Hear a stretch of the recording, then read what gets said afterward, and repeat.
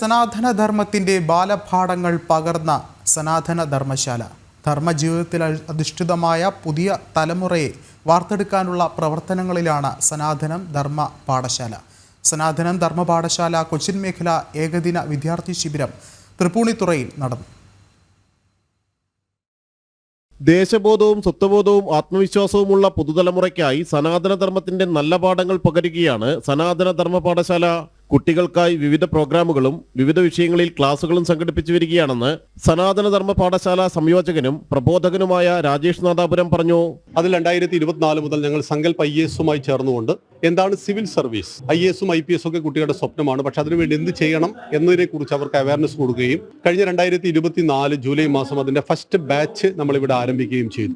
ഒപ്പം വൈഭവ് ശിക്ഷൺ എന്ന് പറയുന്ന ഒരു ഓൺലൈൻ സംവിധാനത്തിലൂടെ കേരളത്തിലെ വ്യത്യസ്തരായ പ്രഗത്ഭരായിട്ടുള്ള ആളുകൾ അവർക്ക് വ്യത്യസ്ത വിഷയങ്ങളെ അധികരിച്ച് ക്ലാസുകൾ കൊടുക്കുന്നു, പ്രസംഗ പരിശീലനം കൊടുക്കുന്നു, കുട്ടികളുടെ വൈയക്തിക പ്രതിഭകളെ വളർത്തുവാൻ ആവശ്യമായ പ്രവർത്തനങ്ങൾ പാഠശാല ചെയ്യുന്നു.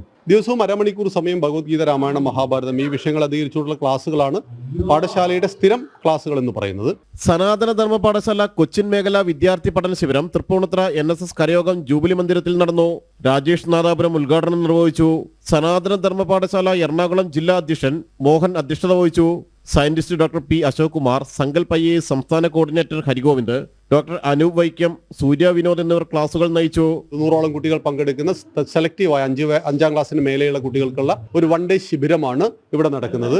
ഈ ശിബിരത്തിന് ശേഷം ഞങ്ങളുടെ അടുത്ത ക്യാമ്പ് വയനാട്ടിലാണ് 20-ാം തീയതി, 22-ാം തീയതി കണ്ണൂരിലാണ് ക്യാമ്പയിൻ, 24-ാം തീയതി തിരുവനന്തപുരത്താണ് ഈ ക്യാമ്പയിന്റെ ഔദ്യോഗികമായ സമാപനം. കേരളത്തിലെ 5 കേന്ദ്രങ്ങളിൽ, ഒന്ന് നാവാമുകുന്ദന്റെ മണ്ണിൽ കഴിഞ്ഞ 16-ാം തീയതി നടന്നു.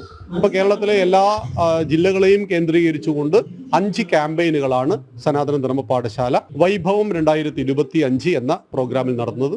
കുട്ടികൾക്ക് ഒരേ സമയം വിജ്ഞാനവും വിനോദവും പകർന്നാണ് ക്യാമ്പ് സമാപിച്ചത്. ജനം, കൊച്ചി.